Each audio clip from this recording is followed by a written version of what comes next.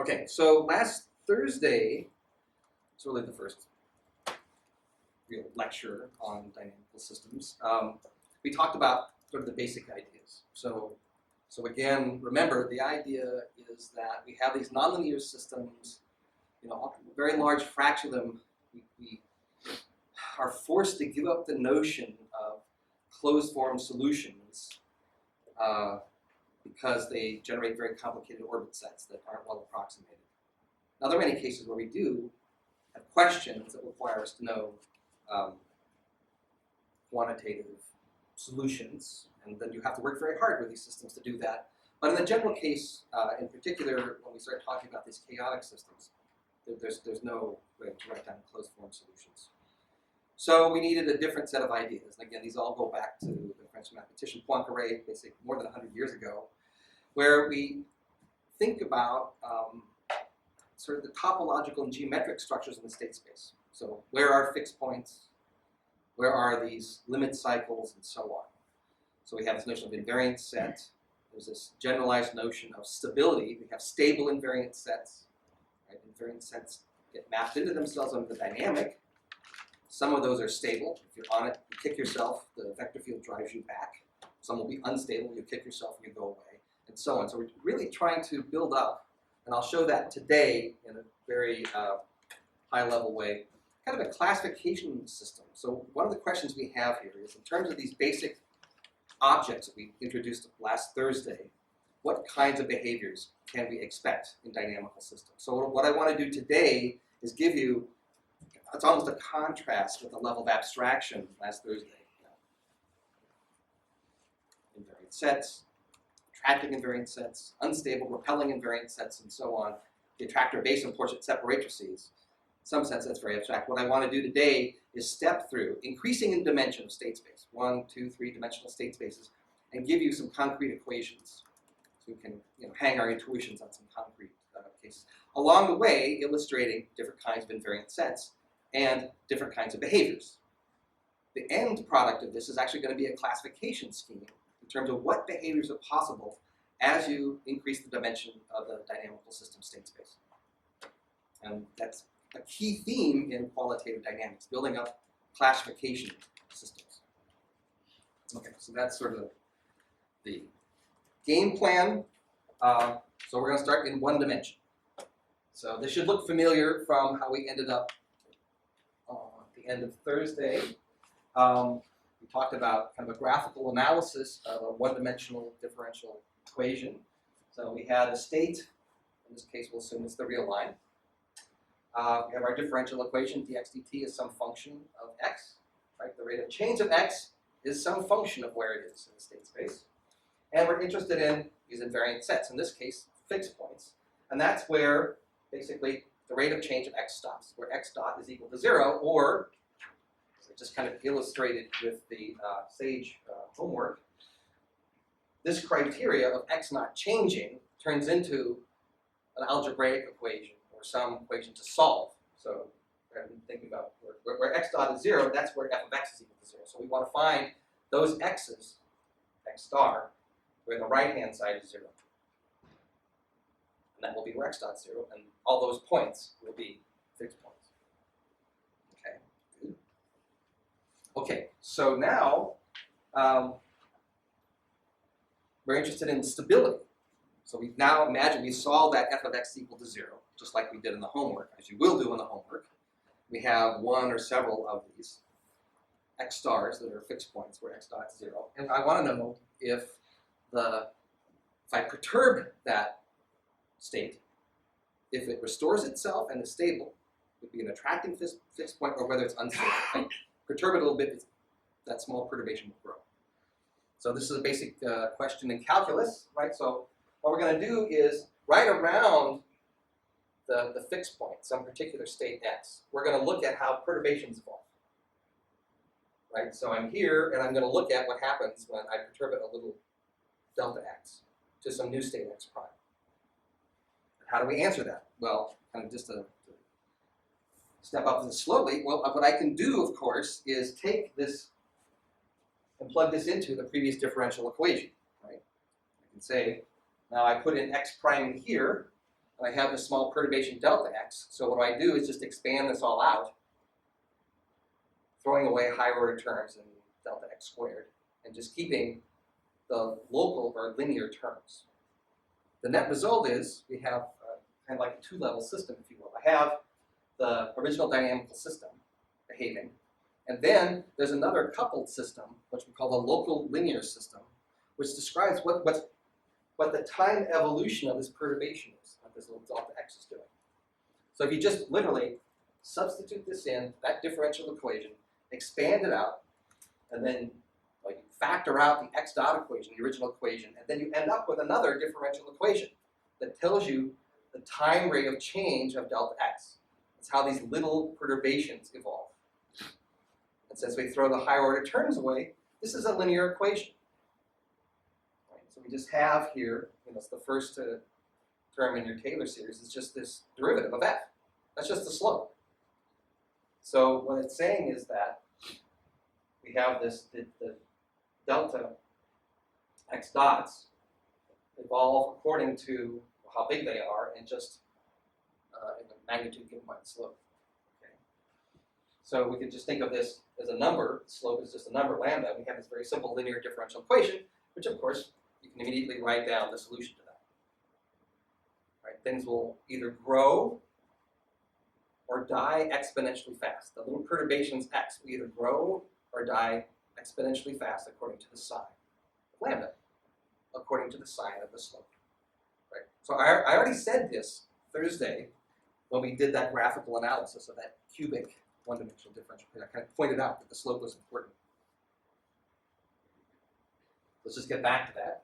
So now we have this classification. So this was the example on Thursday, this cubic, and I argued that so when the slope was negative, that meant that that was a stable attracting fixed point. Small perturbations came back. Well, we just did the solution to that. Those perturbations are dying exponentially fast because that lambda is negative. That lambda is so slow. So what I said kind of qualitatively Thursday is now completely analyzed here. So we have a classification scheme. We have a stable fixed point when the slope at the point is negative, unstable, it's positive, and then there's this neutral case. So lambda is equal to 0. And then you have to do typically a higher order analysis than this local linear system. Okay, so I'm kind of just recapitulating what we did graphically at the end of Thursday's lecture. And now I want to jump up to higher dimensions. But basically, the first point in this larger effort of developing a classification scheme, this is it. The only kinds of behavior you can get in one dimension are stable, unstable fixed points, or maybe neutrally stable fixed points. End of story. Nothing more interesting.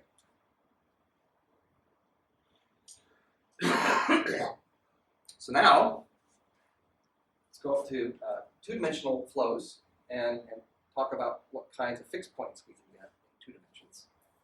Again, so the form of the argument is directly analogous, right? So now, though, we have a point in the plane, we have a vector differential equation, or if we want, I can think of the 2 components of x as x vector is x and y, the 2 functional components of f vector is little f and little g. So I can either write it in this vector form or think of it this way.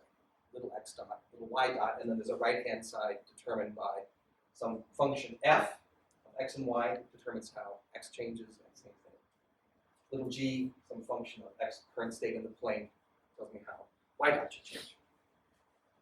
And the concept of the invariant set or fixed point is the same, right? It's points in the plane now, x star, y star, such that the rate of change of the x vector is 0. Or we now have 2 simultaneous equations to solve. So this, suddenly, right? F and g I haven't specified. These could be complicated things. Actually solving this analytically is kind of complicated to find these. Small industries which do this. Thank goodness for our symbolic manipulators and numerical approximators in the typical case.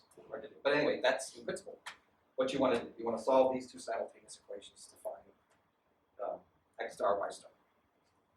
possibly a whole set of them. Okay, so that's reducing the question of fixed points in two-dimensional flows to quadrature, if you will. We'll solve that somehow by hook and by crook. And now we have the question of stability.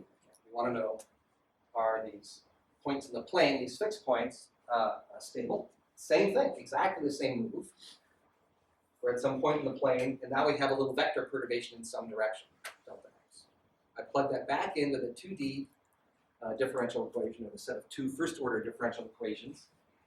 Do my algebra, expand to lowest order, drop everything in magnitude of delta x squared, and I end up with the original differential equation and the local linear system.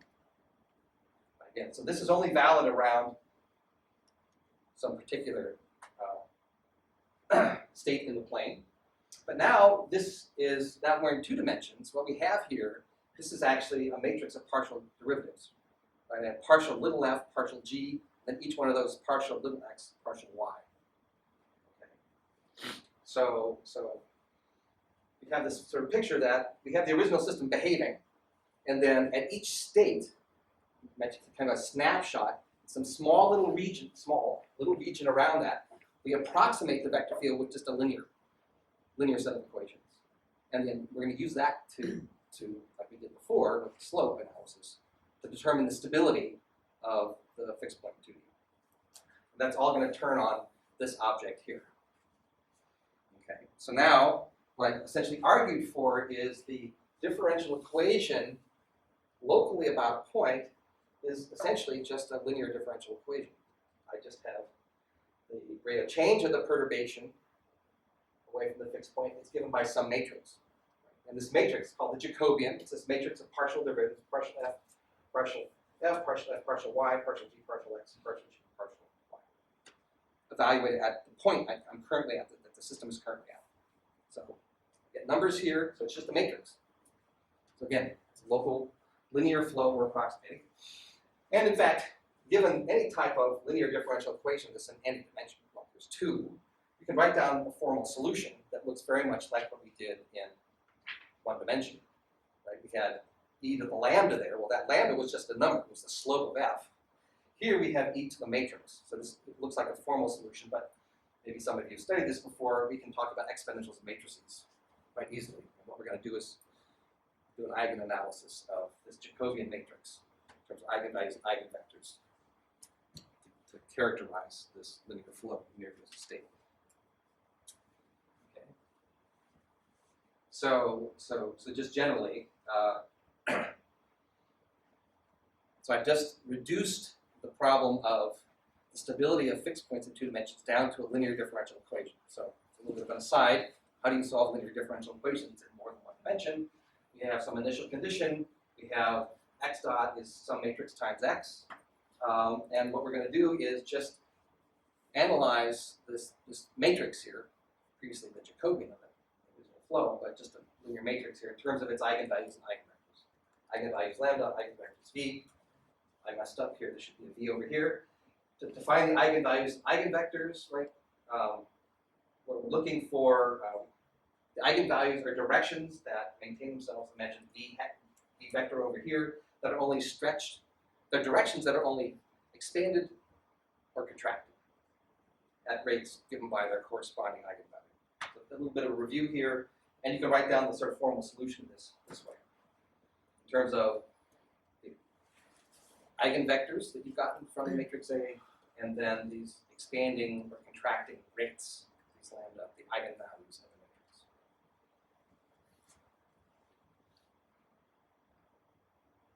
Okay, so just a little bit of a review, hopefully familiar. Sage provides a nice linear algebra package.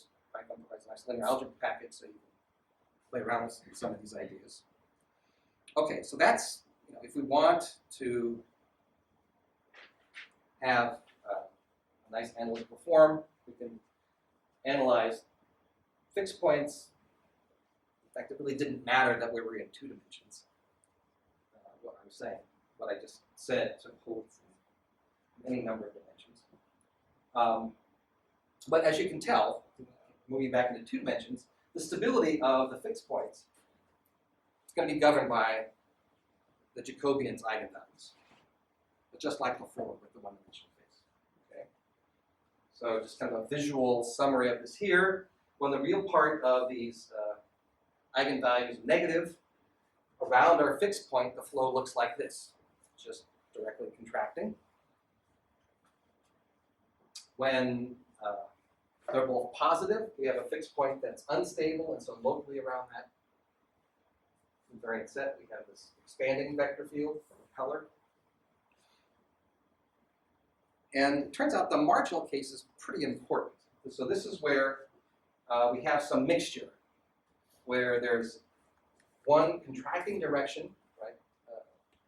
An eigenvalue whose real part is negative, and then in a complementary direction along the other eigenvector, its real part is positive. Now, I drew these axes 90 degrees to each other. In the general case, the eigenvalues and eigenvectors don't have any orientation. So this is a kind of mixed stability. It's partly stable, right? Stable manifold, unstable manifold here.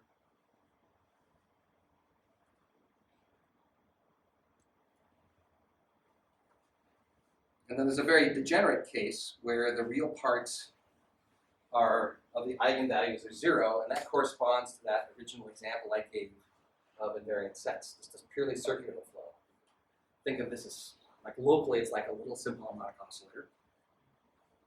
It's exactly, these eigenvalues are complex, and we have these rotations, pure rotations. Okay, and all of this is just done in terms of looking at the two eigenvalues of the Jacobian, just their sign.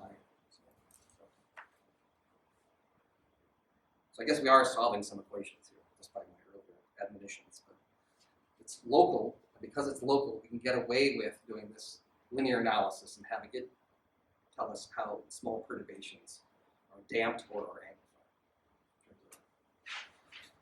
So you can summarize all of this, these different cases, in terms of well, different choices here. One way is to look at the determinant of the Jacobian. And as you may recall from your linear algebra class, that's just the product of the eigenvalues. So here what I'm doing is I'm just trying to summarize those previous cases in terms of basically the signs of the eigenvalues. But I'm going to use the determinant and then the trace of the Jacobian. So when the determinant is negative, it means that one's positive and one's negative. And that's going to be this sort of split mixed stability case, the saddle case, where there's one unstable direction, one stable direction. Okay, and then when the determinant is positive, well, we need to capture all the cases. We look at the trace, which is the sum of the eigenvalues. So trace of the Jacobian is the sum of its eigenvalues. You can show that when the trace is negative, even if one of these is positive, the other is a lot more negative, then we're going to end up with a stable fixed point. The opposite case here, when they sum up to being positive, and then we have this sort of marginal case we showed before with the cycles. So now I'm not going through in detail. This is what a real dynamical systems course would do. We drag you through the proofs of the statements I just made. Not going to do that. We're staying at kind of a high level. Strogas does go through this. But part of this is just to start to give us some sense of the kinds of qualitative descriptions that we can develop, classifications, without just thinking about general dynamical systems, in this case in 2 dimensions. So to kind of summarize this, you can make a plot of, now this is any sort of linear equation with some, a matrix or Jacobian, if you're analyzing a nonlinear system and its local stability. Look at the determinant and the trace. So now we think of these almost like they're control parameters, sort of moving through different linear systems here as I vary A such that I get different determinants and traces. And what I just sort of alluded to before is when the determinant is negative, we have these saddles. So these are vector fields like this. That's a little hard to see through the camera, but this is the marginal case with a fixed point with one stable direction, one unstable direction. So everything over here, vector fields locally look like this. Okay. Then Up here, when the trace is positive, we have unstable, fixed point, everything's moving out.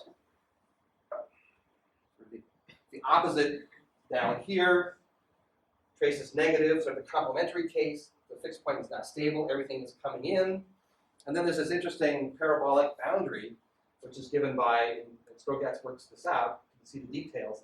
This parabola here is a boundary between sort of pure instability and spirals, or pure stability and spirals. It's where the eigenvalues become complex, or where the complex component starts to dominate. So we have this marginal case here where the trace is 0, the two eigenvalues are equal and opposite. We have a pure rotation. So it's over on this side here, right along this positive horizontal axis. Down here, negative trace, we have fixed point that's stable, but now we see some rotation in it because there's enough of the complex component of the eigenvalues is large enough to sort of overcome the direct contraction onto the point. And then just to finish up here we have fixed points that are unstable, trace is positive, but now there's a little bit of rotation as they move away from the origin. Right, so these are statements, kind of a set of lemmas or propositions, if you will, without solving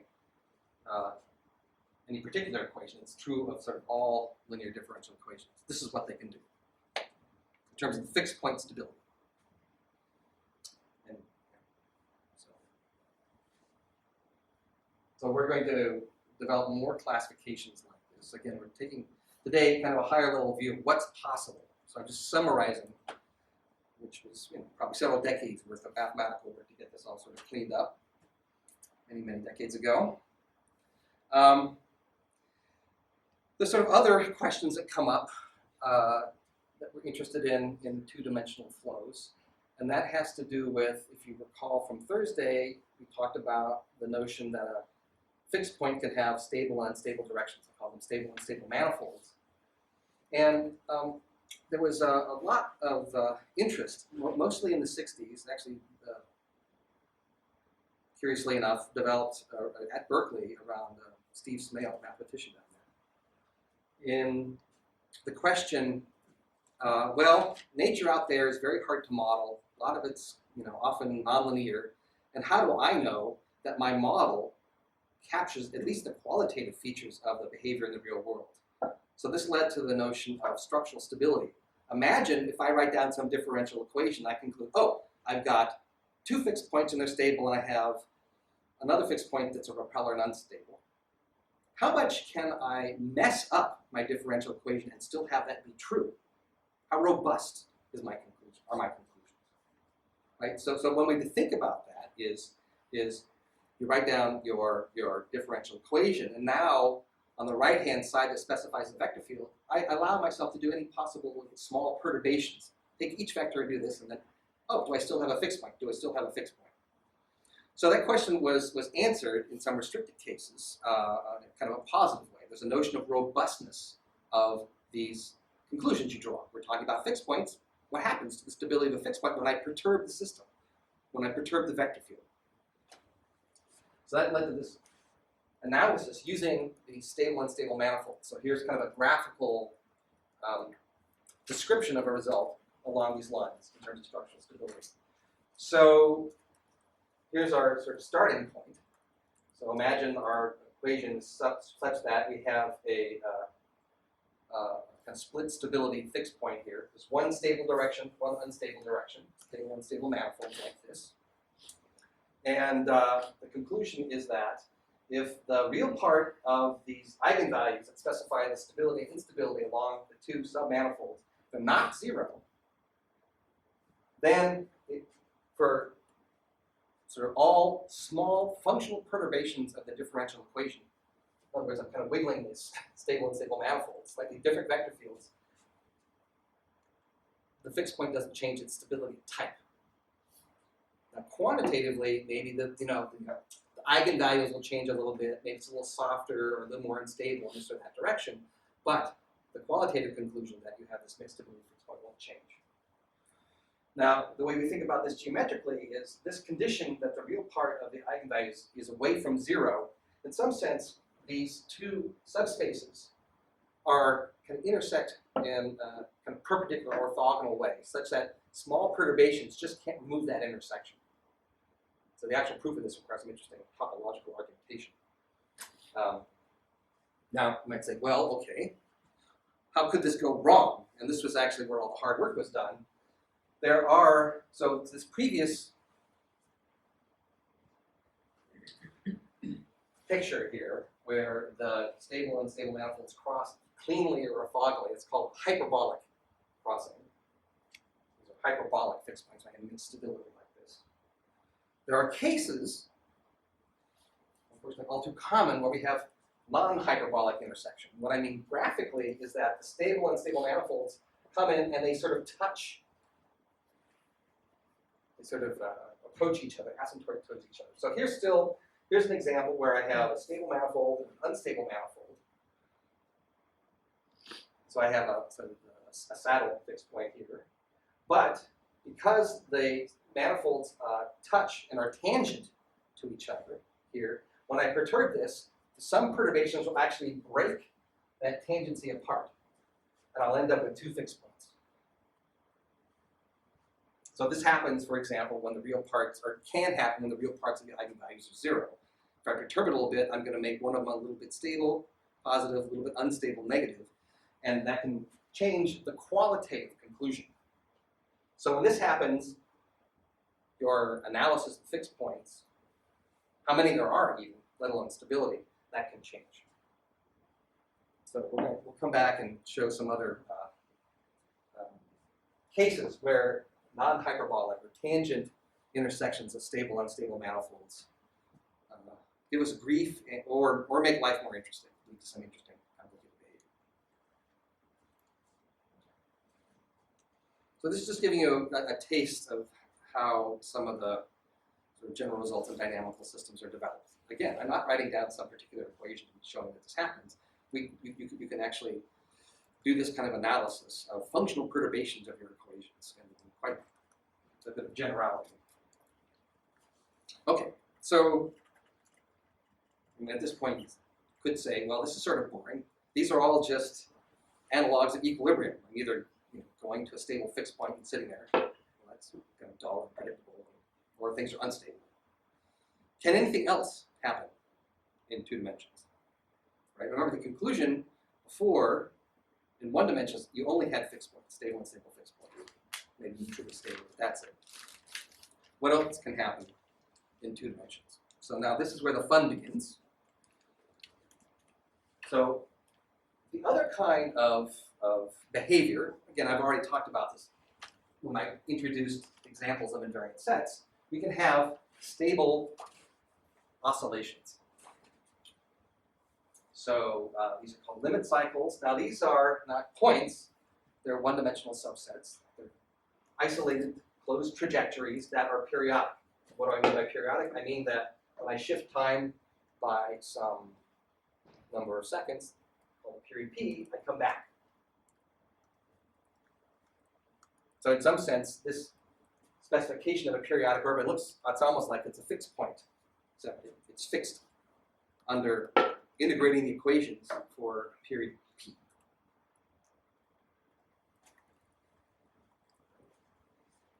State at time t is the same as that at time t plus p. So you can kind of pull out your sketch pad, and an example of that would be just this circle, where after some period p, it comes back to itself. And so this is sort of a model for stable oscillation. And then in the case of a stable, such periodic invariant set, we saw that before. We have states around the origin moving out to the limit cycle, and then states far away moving into it, such that if I'm on the cycle, I come in and kick my apparatus, the perturbations get restored, so I come back. So that's the notion of stability. Again, the flip side is that the limit cycle with concentric invariant circles, that's not stable in a sense. You kick it, you go out you add or subtract energy, then you're on a different invariant set. So limit cycles are, in many ways, quite a different concept than behaviors you get with simple harmonic oscillator. You can flip the signs in your differential equation, or on the right-hand side of your differential equation, change the direction of the arrows to have an unstable cycle. So I'm just now stepping through the same sort of discussion we had before with fixed points, invariant set, but now if I perturb, I flow away, if I go to the outside, or I flow inwards to the origin. And, so those are kind of obvious, you can also have these saddle cycles. Right? So again, we have this circular periodic invariant set. If I perturb myself away, the vector field is pointing in, so perturbation's out, pushing back onto it. However, if I get pushed inside, I flow into the origin. So this is very much like the saddle fixed points we were talking about. Now, what kinds of differential equations can we write down that do this? Well, a really simple example of a stable limit cycle is you can do this in polar coordinates. So here's sort of the xy plane, but now imagine I'm instead describing the vector field in terms of radial coordinate and angular coordinate. So limit cycle is kind of simple. Right? The angular coordinate just keeps increasing, constant rate. And then what I do is I stabilize it. I put in a fixed point for the radial flow, the radial part of the equation. In this case, right around 1. And then if you do your analysis as if this was a one-dimensional differential equation, which we already did, you could show that the slope of this function was negative at r equal 1, therefore the radial component is stable.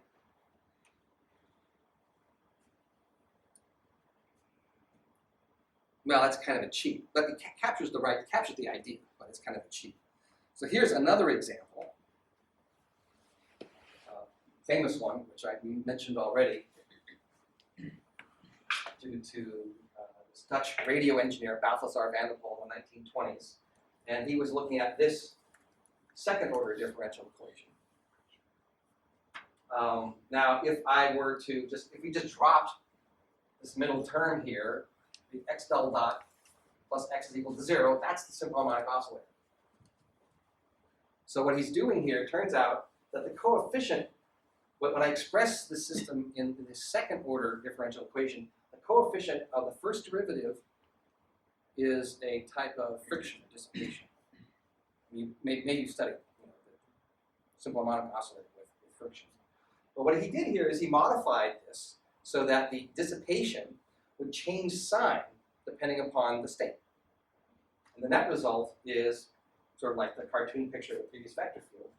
So now, curiously, the limit cycle is this funny, semi-dog bone shape here. If you start outside, it very quickly comes down and then starts oscillating around. Or if you start in the interior, it'll cycle back out. So again, he was studying this with these tube oscillators. A lot of this was initially motivated by studying heartbeat rhythms and also trying to understand the ways of building electronic circuits that provided stable oscillations, robust perturbations that he could use for early radio technology for carrier waves. So now an important sort of methodological point here is very often the typical habit is we actually don't tend to write our differential equation in terms of various high-order derivatives. What we tend to prefer to do is to re-express them in terms of a set of first-order differential equations. So there's sort of a rule here. If I have an nth-order differential equation, I can turn that into n first-order equations. Well, how do I do that? Well, if I'm starting here, what I do is I just invent, define a new variable to be one of the derivatives. So that then when I write down y dot, what's y dot? Well, y is x dot, so y dot is x double dot. So then I just kind of write out the right-hand side this way from the original equation. It's one way of keeping track of dimensions. Makes it easier, for example, how I can look for the two functions if I want to find the fixed points, the little functions f and g. What equations am I solving? And then where do I get the Jacobian? So it's easier in this form when we do that kind of analysis of fixed points and their stability and also the limit cycles. It's probably a little less intuitive, depending upon how familiar one is with second order equations. In this form, it's a little hard to read off that this is the dissipation term, the kind of damping or non-damping term. We will play around with this in the homeworks. So there's sort of a question. If I were to give you a pair of first order differential equations that were coupled with a second order equation, well, presumably you understand how you go find the fixed points. It might be hard algebraically to put the left-hand side to 0 and solve the equation, but kind of in principle you can kind of hunt around and find them. But how are we going to find limit cycles? Right? These are functions that come back to themselves after the period. You don't even know when I first give you the equation what the period is. So this is already a hard problem. That's why Van Poel's early work was so pioneering. It's actually non-trivial. It wasn't really treated mathematically till the 40s, during the Second World War, when people really had to get radar working. And so a number of British mathematicians started to develop the kind of first stages of limit cycle analysis. So the way this tends to work, kind of practically, is if you have a set of equations in front of you, and you want to know what kind of behaviors you've got, well, this is before you throw it on the computer, right? But probably now we just throw it on the computer with our favorite integrator. We will do this, but kind of in principle, play along with me here. What you do is you show first that it can't have a limit cycle. So we know there are certain classes of two-dimensional systems, like I said, the simple harmonic oscillator. It can be rewritten as that. You're kind of done. There are oscillations, but they're not stable. Also, gradient systems. Whenever you can write down the vector field as the gradient of some potential, there are theorems that say that all you have are fixed points.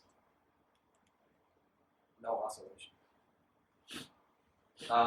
And there's a generalization of this. Actually, engineers are quite interested in oscillations. In fact, suppressing oscillations typically in engineering systems, like not having bridges fall apart in the wind. So there's a generalization of notion of a gradient vector field, a vector field that comes from a potential. It's called Lyapunov systems. So these things, they only have fixed points. And depending on your application, that could be a wonderful thing if you can show that. If you're, the system you're looking at, if you can show it's a Lyapunov system, or you can rewrite the right-hand side in terms of potential, you're kind of done. There's no limit sign. Those are classically conservative. Yes, systems. right. Don't want to stay lost. Well, okay. Okay, so we say classical physics. Here we go again.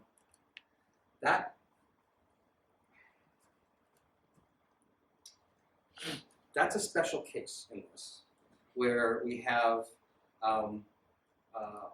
position momenta, kind of conjugate coordinates, and they're it's true you can get these oscillations. So the simple harmonic oscillator would be one, but then those cycles don't have this kind of stability. Or that's the idea behind like a conservative system. Yes, You right. can't decay or Right. So if you perturb it, that's that tantamount vibration stays in the system. either added or subtracted energy, and that's it. It's constant from then on. You've changed it, so you're on a different solution set. Right. So in the general case, we're looking at these kind of what you might think of as dissipative systems. They don't conserve energy. A special case would be exactly what they do. So, okay, but these are negative results. What about a positive result? Well, here's the sort of general positive result. Again, you've got some set of two first-order differential equations, and can I show that it's got a limit cycle? Well, okay, maybe by this point you really have thrown it onto your computer, and you've integrated it, and lo and behold, it's like the Vanderbilt. It's got some little thing. You start with different initial conditions, you kind of explore around, and I'll be darned if there isn't a limit cycle. Well, okay, but is it actually there? This numerical artifact? What? So it would be nice to have some kind of proof that this limit cycle exists. So what we appeal to is it's called the Poincaré-Bendixson theorem. And it's kind of typical of a lot of, or a number of topological proofs of non-trivial behavior. So the way we're going to think about this is, what we do is we try to invent some so-called trapping region. That's R, that's the pink-orange here, that contains this limit cycle, I guess.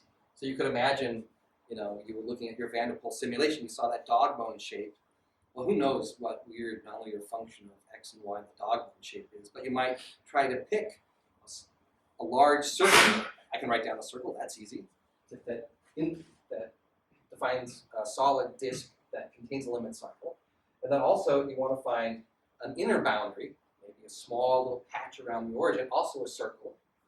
And then what you can show, you try to choose these two boundaries such that this annular trapping region is such that the flow on the outer boundary always goes in. You can't go out, it always goes in. So from a distance, this is like an attractor. And then the inner boundary, the flow always goes out. Then the second thing is, now that you've characterized this region and you know it's like the Roach Motel, they go in but they don't come out, show that in this annular region there are no fixed points. Okay, we know how to find fixed points. Well, presumably you can turn that into showing that they don't exist in this region. If you establish those two things, then the theorem tells you you have a limit cycle. At least one. So again, it's a little kind of indirect, kind of nice. I mean, it's almost elegant. Again, we're not having to write down the actual equations. And people do try to do that, people try to analyze that Van der Pol oscillator, that little dog bone shape, and boy, is it difficult. Those papers are hard-going analysis to actually get some decent approximation to that dog bone shape. But here, you at least prove, give some support to what you're seeing numerically. In 2D, that's it. We have fixed points, and now we have this kind of new oscillatory behavior limit cycles. That's all you get in 2 dimensions. 1D, fixed points only. 2D, well, fixed points. Well, that's kind of obvious because there are 1D subspaces in 2D, so we should have fixed points. But the new thing is limit cycles, stable oscillations. So what about 3D? What can happen in 3D? Again, we can just import the lower dimensional phenomena. So we have fixed points, we have limit cycles. Anything new? Well, there are 2 new things. So the first one is sort of a generalization of limit cycles. It's called quasi-periodicity. Okay, so now a little bit, what I'm asking you to do as I do this simple overview is now you have to start thinking about vector fields in 3 dimensions. This is harder to do.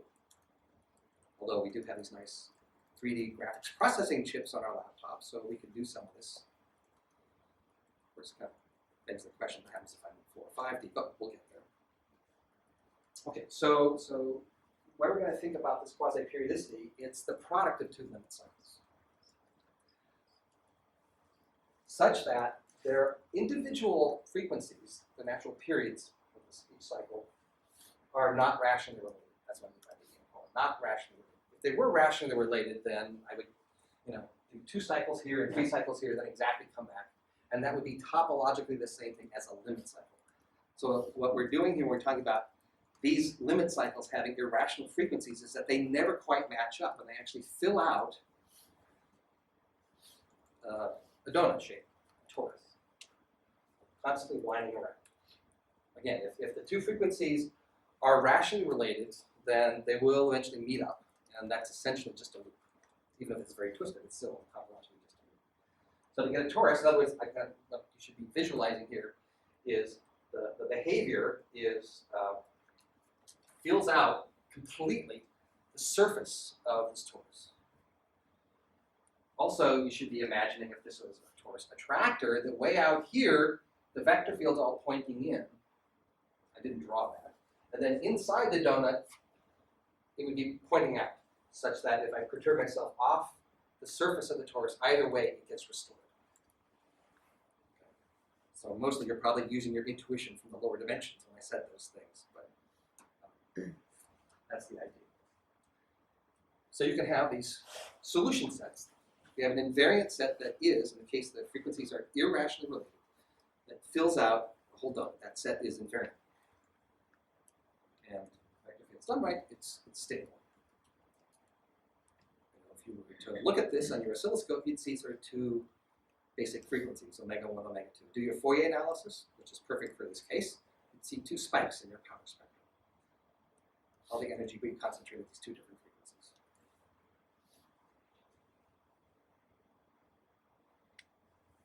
Okay.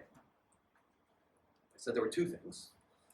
Finally, the third thing is chaos. You can't have this in lower dimension for continuous time. Differential equations.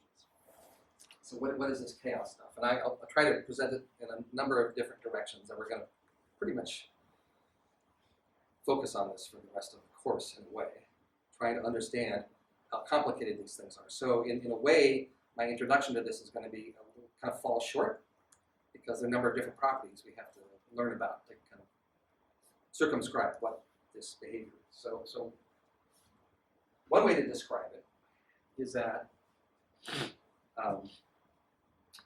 we're going to focus on stable behavior, but all I mean by that is that from far away in the state space, we get attracted to some region. But within this region, we have a very, very complicated invariant set, such that when we're on the set, it's almost periodic.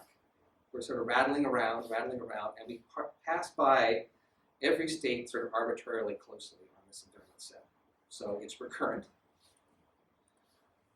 but it's also unstable. So how can we do this? So you kind of, again, so it's a little bit of an exercise in, unfortunately, 3 dimensions, but sort of 3-dimensional vector field imagination.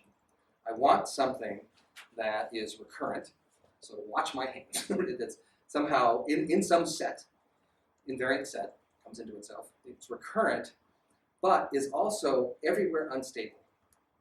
Kind of locally, if I do the linear analysis, like we were talking about before, I would always have some eigenvalue that showed that nearby perturbations were growing apart from each other. It turns out exponentially fast. So this is like a set of design criteria for a vector field in 3D. So how can we do this? Well, it turns out there are any number of ways to do this. So I'll try one on you, and we'll keep coming back, try to make this more intuitive. So this is, when we move to 3D, this is really the new interesting behavior. This is what Poincaré discovered basically by hand in 1892 when he got his Swedish King Prize for solving, or actually not solving, the 3-body problem. Kind of amazing how we can sort of figure this out. Okay, so here's one construction. There are many. Some of these are more intuitive than others.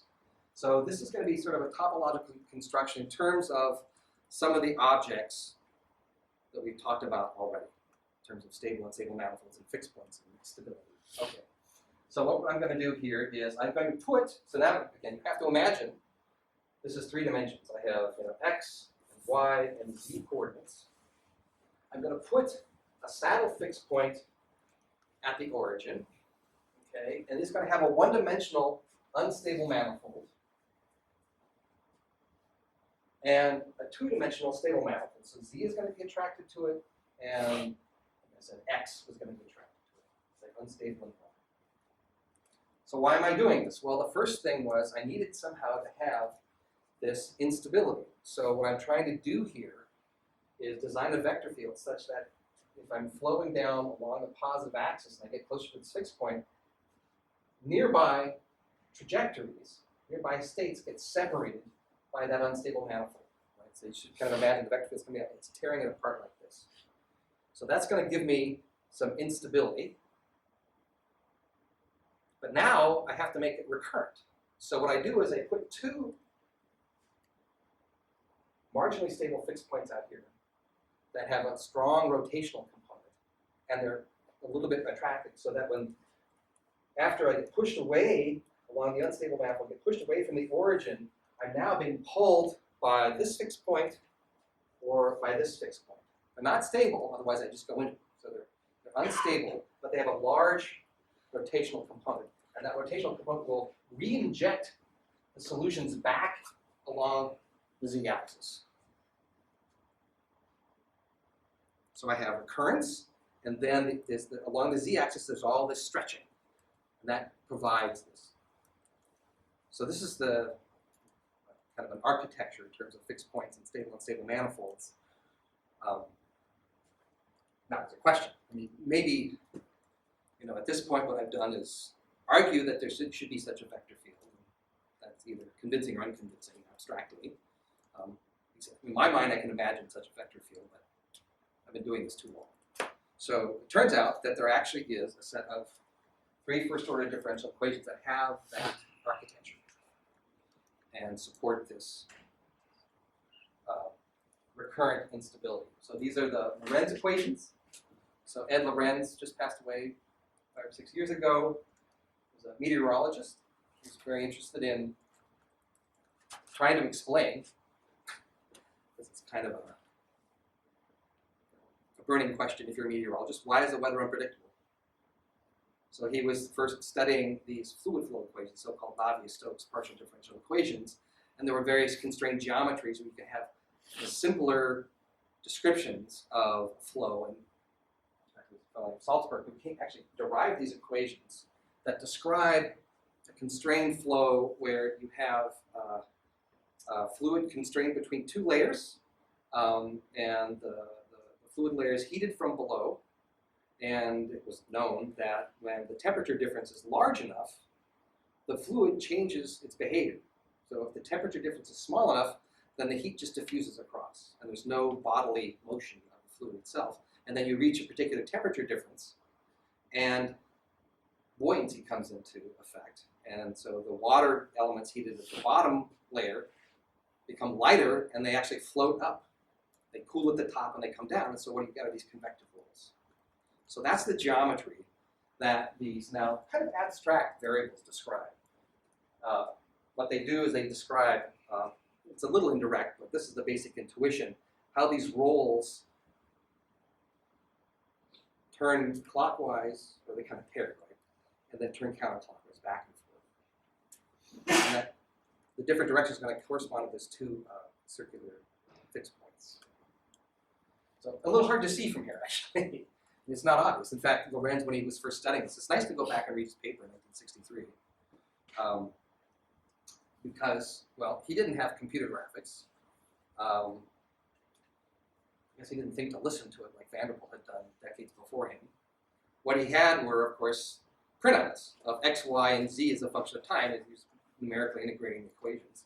And he noticed that starting from different initial x, y, z values, it didn't blow off to infinity, and it didn't settle down to anything, but it also never repeated.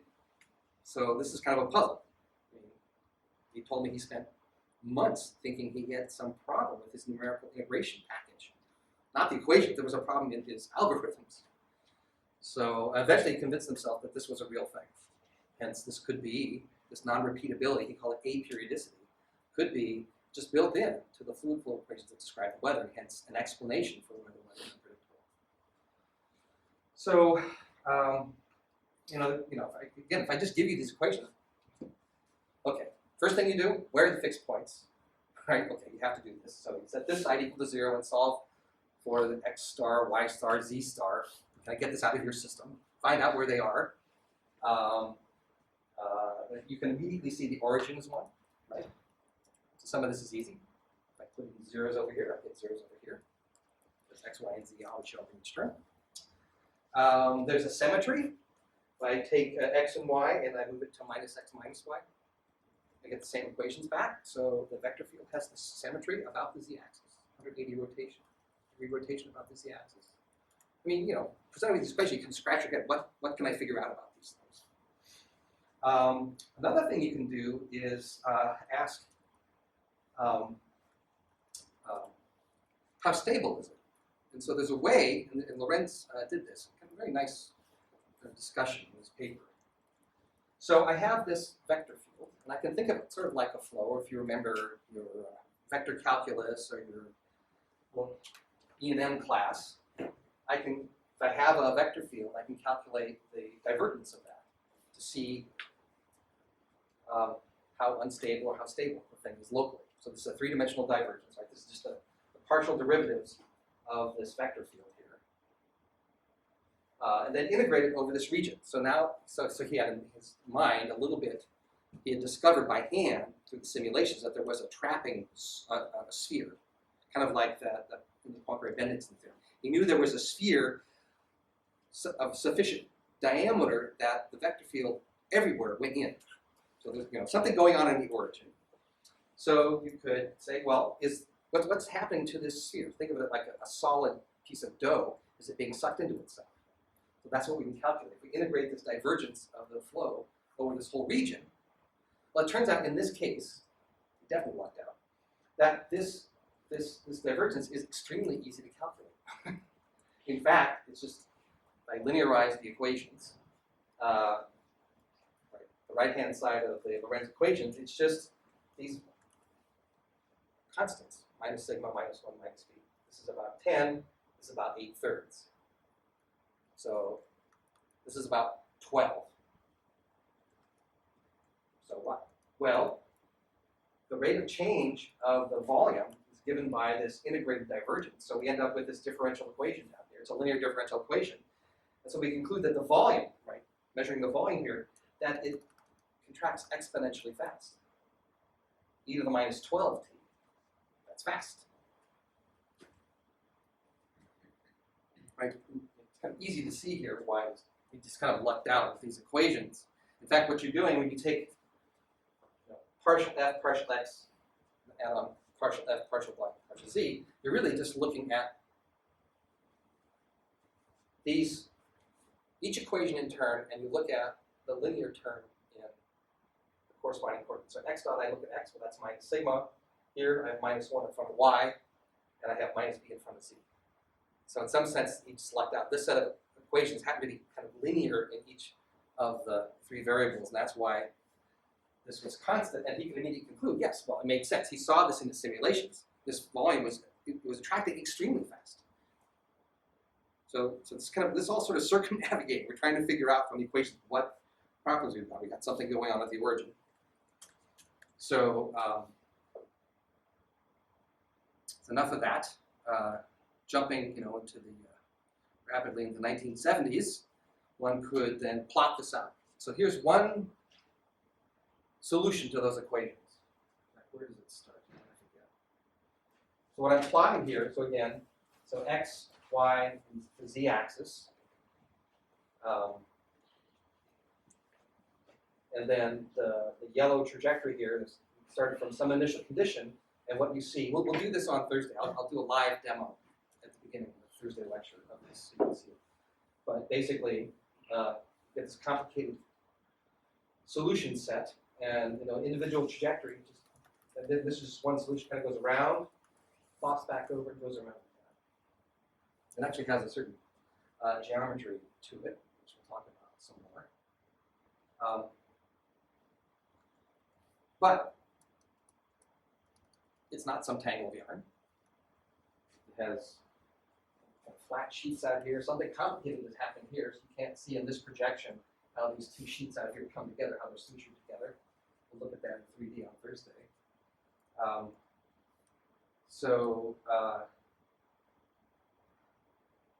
It satisfies these two properties. We have this sort of stretching apart due to the unstable manifold of the origin. That part of the vector is pulling these two apart, and they get re-injected constantly. The orbit never repeats. If it did repeat, then sort of the continuity uniqueness of differential equations say, well, that's going to repeat forever, it'll be periodic. So this just keeps going and going and going.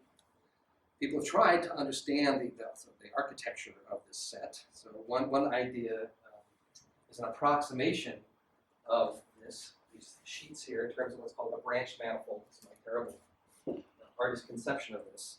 But even still, it's sort of hard to find what the structure of this is. So we'll use a little bit of numerical simulation on Thursday to develop some intuition about this. Now, the other clever thing he did is, I mean, again, he didn't have access to 3D plotting back then. It was early 60s, running on an early IBM 2-based computer. But he noticed that when he plotted out x as a function of time, and y as a function of time, and z as a function of time, it was kind of oscillatory because of those circular fixed points. So he came up with this clever idea of plotting. He wanted to reduce the dimension from 3-dimensional flow. So what he did is he looked at the z of t time series and then just looked at the maximum of z of t over time. And then, okay, so here, that's what I'm showing you here. We have the green is some solution. And I'm just putting a dot down when the maximum in z is detected. Z, over here, z max, over here, z. The clever thing was, he could plot this. The next max in z versus the previous one. Right? Now, so he's trying to understand, why is this, how can I explain to people that this is irregular and aperiodic? So one thought would be, the z maxima are like noisy. They're not predictable. And therefore there should be a scatter plot, and that would be a good way of demonstrating that this thing is hard to predict. In fact, what you get is this plot. So we have this cusp-like function, which is the next z maximum value versus the previous one. So the interesting thing here is it's not a scatter. If I'm at a particular z, there's a particular next z maximum I'm going to get. If I have a particular z value and I want to know what the previous one was, well, it's actually ambiguous. There could be two values.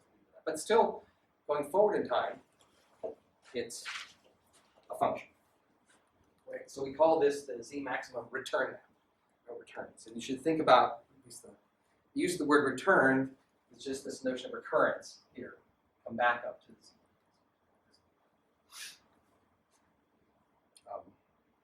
A priori, there was no reason this plot should be simple. If I just give you one of these complicated sets of 3 first-order differential equations, this kind of thing doesn't have to work.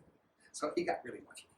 But anyway, then he could say, oh, this return map sort of captures all of the aperiodic behavior. In fact, there's sort of a nice analysis of this, which we'll get into in some detail. But he notes that this function here, so now we have a discrete time dynamical system, right? These now are maximum z values are discrete events. In fact, let me just point out that you can also look at the time of return. So this is z max value and how long it takes to come back to another z max value. That's pretty well behaved. And you can actually plot the inter z max time against each other, and it looks like a similar type of map. But it's basically the previous z max return map involved with this time of return function to get this. So there's nothing new going on here, really. This is just a simple monotonic function. So but what he noted is if I'm down here and I sort of know the state of the system, which is a z max value, and I perturb that, and if the slope here is greater than 1, that small little perturbation gets amplified.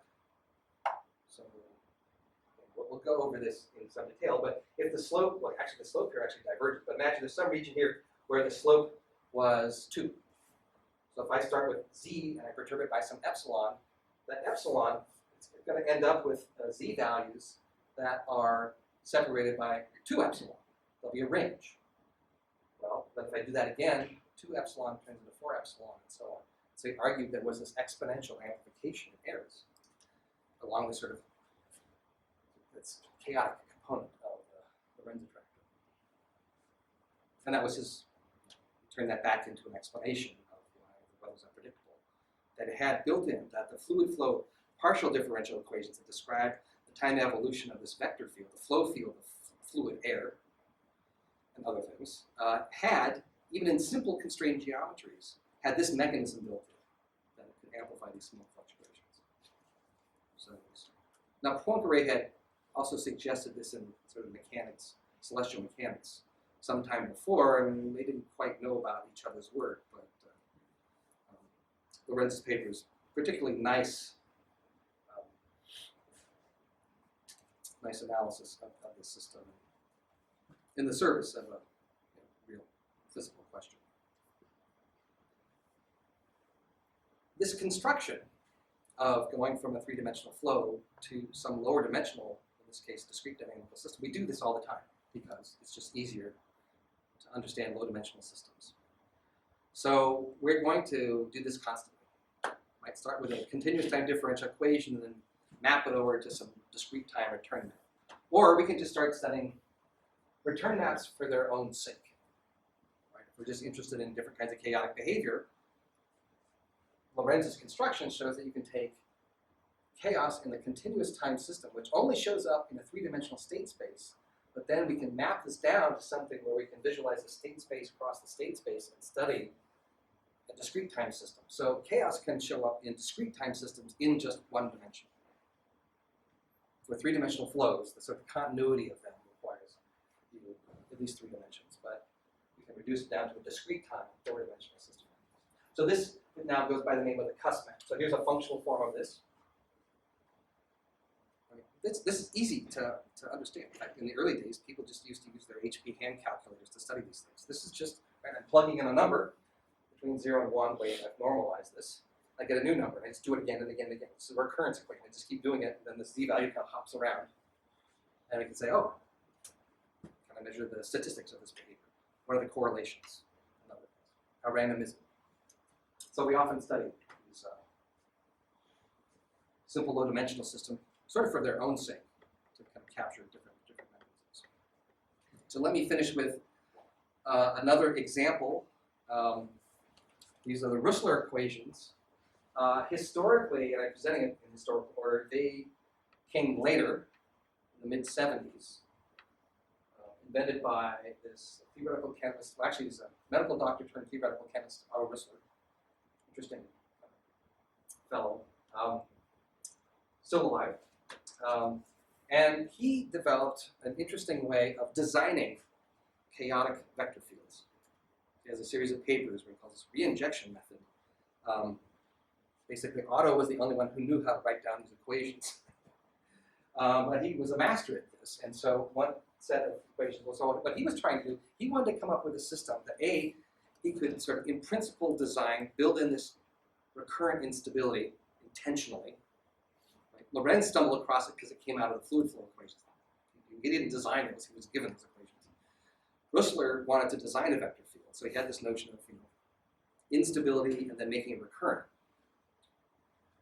His first attempts at writing out a set of equations, they were much more complicated, like dozens of terms, but eventually he figured out this set of three first-order equations. Now, the interesting thing about this set of equations, and this is kind of an important general point about nonlinear dynamical systems, there's only one nonlinearity in that whole system. You see it? In other words, if I take that out, I can solve this completely. Put it in, I'll show you, I'll help explain. So that's sort of interesting. So you can't, so the lesson here is you can't look at your equation and say, oh, I've got more nonlinear terms. It's going to be more complicated behavior. It doesn't work that way. It really has to do with global properties of the whole vector field, how these properties relate to each other. It's not given in terms of a particular choice of symbolic representation. Just a single multiplier can produce chaotic behavior. So there's not really a way to look at performing the equations directly.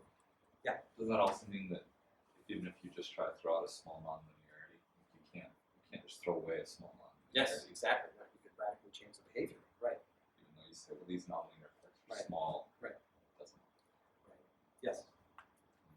Yeah, and so I don't know, maybe some of you studied this area called perturbation theory, which exactly tries to do that. You do the perturbations and you do the perturbations, and hopefully you kind of get your handle around it.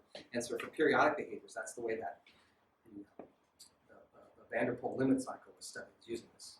When the system is chaotic, it's exactly those little perturbations that blow up in your face and make it so you can't write down a closed form solution. So that's actually kind of the form of the proof that you can't write closed form solutions for these systems. Yeah. This might not be answerable, but in line with what you just said, if you put a parameter in front of the z so that you kind of could minimize the zx function, Oh, yeah. would that still maintain chaoticness all the way down to zero size, or in the limit, the parameter goes to 0? Good project. I don't know. We will study the Rössler in terms of A, B, and C. First, I'll show you. Next week, we're going to talk about what's called how the behavior changes. So far, we've been talking about what kinds of behavior can there be, and then a second question is, how do these behaviors change into one another as I vary some system parameter? So we'll look at that as a function of C. This is an interesting way this comes about. Let me just show you the attractor here and try to summarize things. So this is, again, one solution of the, starting from one initial condition, one solution trajectory for the Rössler attractor. I'll show you this in 3D on interactive 3D on Thursday. But so this flat racetrack, and it kind of spreads out and folds over on itself. You can kind of, in fact, this is even worse. I have to do a better job at this. Branch manifold is just kind of a flat, two-dimensional rubber sheet that gets stretched out and folds onto itself. I will convince you of this more directly on Thursday. You can do something just like Lorenz. You can say, oh, if this is the x-axis, I'm going to look at x-max values and look at the return map, x-max return map. So again, reducing it down because I don't always want to look at the system, and so this is what you get for the Rössler. You get this nice little hump map, next x-max versus previous one. And we have kind of abstracted that out now to something called a logistic map, and here's a functional form for that. It's just a quadratic function of this state space is just a unit interval. Map this quadratic function maps this to itself. Right? So it's a function going forward, and then it's ambiguous. So if I want to know by the next value, there could be two previous values that we can have. Okay, so just to kind of finish up quickly here. So what we did today was basically just do a tour of what kinds of behaviors we can get. I was trying to be, on the one hand, kind of argue for these general classification schemes, stability, instability of fixed points, so on. But then also as a function of dimension, right? So in one dimension, we just had fixed points, stable, unstable, static. 2 dimensions, we had fixed points and limit cycles. In 3 dimensions, fixed points, limit cycles. I briefly talked about the quasi-periodic torus attractor, and then the Lorenz and Rössler attractors. We'll talk a little bit about their geometry and how you can construct them. We'll come back and analyze this in detail. Chaotic behavior is really going to be the main focus. Now, the question is, what goes on in higher dimensions? Well, it's obvious. We can import all of this stuff in higher dimensions. But what are the new things there? And at this point, we sort of run out of ways of my waving my hands at you or showing you graphics, right? So what are we going to do? And presumably it's plausible that they're really complicated behaviors in higher dimensional systems.